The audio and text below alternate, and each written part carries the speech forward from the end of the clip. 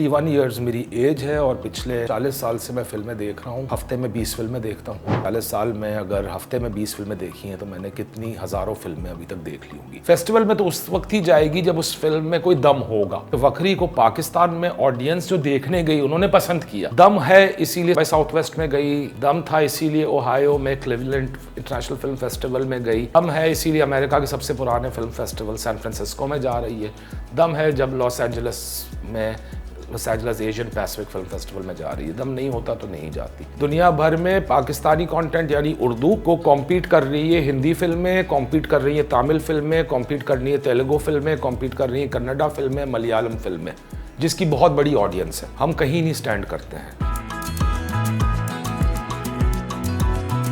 मैंने बेसिकली जब फिल्में देखना शुरू की कुछ 8-10 साल की उम्र से, उस वक्त वीसीआर आ गया था 1979, 80, आई वाज 7-8 ईयर्स ओल्ड उस वक्त। तो मैंने पहले शुरू की देखना, हिंदी सिनेमा देखना शुरू किया 1950s का। फिर उसके बाद मैंने ग्रेजुएट किया। मैं 50s के बाद 60s पे नहीं गया, मैं 40s पे चला गया। मैंने 40s का सिनेमा देखा, बड़ा ढूंढ के, बहुत मुश्किल से फिल्में मिलती थी। उस वक्त कोई इंटरनेट नहीं था, कुछ नहीं था, कोई डाउनलोडिंग का सिस्टम नहीं था, कोई टॉरेंट्स नहीं होते थे, और वैसे भी बैंड था उस ज़माने में पाकिस्तान में, जो है वीडियो कैसेट पर भी जो है वो छुप छुप के मिला करती थी लिफाफों के अंदर डाल के। तो 40s का सिनेमा देखा, फिर 1930 के जो दिहाई थी उस ज़माने का जो मुझे मिल सका वो देखा, फिर मैंने 60s का देखा, 70s, तरह साथ में हॉलीवुड भी देखना शुरू किया। तो ऑलमोस्ट अब मैं 51 ईयर्स मेरी एज है और पिछले कुछ 38 साल 40 साल से मैं फिल्में देख रहा हूँ और हफ्ते में 20 फिल्में देखता हूँ।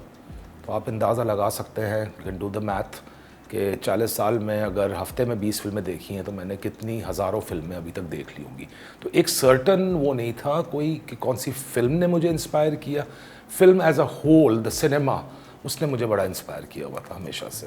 2017 में शुरुआत की, वो फिल्म तो बनी जाकर 2022 में, उसकी पोस्ट प्रोडक्शन कंप्लीट हुई 2023 में, और उसके बाद वो फिल्म पाकिस्तान में रिलीज़ हुई 2024 में।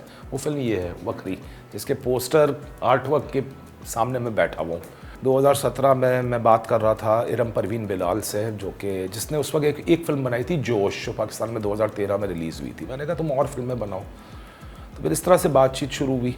उसने कहा कैसे बनेगी फ़िल्म, पैसा चाहिए, कोई इतना ईजी नहीं है इन्वेस्टमेंट फिल्म के लिए लेना। तो हमने कहा चलो हम ट्राई करते साथ में मिलके। मेरा तो कोई एक्सपीरियंस नहीं था। लुकार्नो फिल्म फेस्टिवल एक होता है जो दुनिया का सबसे बड़ा, मेरे ख्याल से, आर्ट हाउस फेस्टिवल है, स्विट्ज़रलैंड में होता है, 70 साल पुराना फेस्टिवल है। लोकार्नो का फोकस था साउथ एशिया पे। तो मैंने और इरम ने हमने सोचा कि हम वकरी का जो है वो सबमिट करते हैं, स्क्रिप्ट जिस हालत में भी है उसको सबमिट करते हैं लोकार्नो को। तो लोकार्नो में हम सिलेक्ट हो गए। 2018 में उन्होंने हमें इनवाइट किया स्विट्ज़रलैंड। पाकिस्तान से 2 फिल्में सिलेक्ट हुई, एक वकरी, दूसरी फिल्म का टाइटल था गुलाब। गुलाब बाद में जाकर बनी और जॉयलैंड के नाम से, जिसने कैन में जो है वो क्रिटिक्स अवार्ड भी जीता। तो ये 2 फिल्में 2018 में लोकार्नो में गई। लोकार्नो में हमारी काफ़ी मीटिंग्स हुई, हमने वहाँ लैब अटेंड किया। वहाँ मेरा पहला प्रोड्यूसर्स लैब था जो मैंने अटेंड किया। कुछ चीज़ें सीखी, किस तरह से पिच करते हैं, किस तरह से फिल्म को प्रोड्यूस किया जाता है। 2019 में हम यही प्रोजेक्ट लेकर कैन के सिनेफंडेसियो में गए। हर साल वहाँ पर वो 15 फिल्में सिलेक्ट करते हैं जो कि डेवलपमेंट में होती है। So Vakri was one of them that was selected in 2019। वहाँ की लैब हमने अटेंड की, वहाँ की लैब में कुछ और सीखा। फिर उसके बाद 2020 में हमारा इरादा था इस फिल्म को शूट करने का, लेकिन फिर दुनिया बंद हो गई। तो ये सब करते करते फाइनल शक्ल में जो स्क्रिप्ट आई वो 2022 में आई। इसके अलावा मैंने 2-3 और, जब कोरोना भी था उस वक्त मैंने कुछ शॉर्ट फिल्में बनाई। शॉर्ट फिल्में चलती रही मेरी। पाकिस्तान रिलीज़ के फ़ौरन बाद हमें दुनिया के टॉप 5-10 फेस्टिवल्स में आता है साउथ बाय साउथ वेस्ट, जो ऑस्टिन टेक्सास में होता है। उन्होंने हमें नैरेटिव स्पॉटलाइट में लिया। मार्च में हमने इसके 4 स्क्रीनिंग्स हुई ऑस्टिन में। उसके बाद अप्रैल में 2 स्क्रीनिंग्स हुई इसकी, बल्कि मार्च ही के एंड में, अप्रैल के बिगिनिंग में 2 स्क्रीनिंग्स हुई क्लीवलैंड में। क्लीवलैंड इंटरनेशनल फिल्म फेस्टिवल एक पुराना अमेरिकन फेस्टिवल है। इसके बाद नेक्स्ट जो जर्नी में हमारे है, इसका कैलिफोर्निया प्रीमियर है San Francisco International Film festival में, जो अमेरिका का सबसे पुराना फेस्टिवल है, 67-68 ईयर में है अपने। उसके बाद Los Angeles Asian Pacific film festival मई में है, वहाँ पर इसका लॉस एंजल्स प्रीमियर है।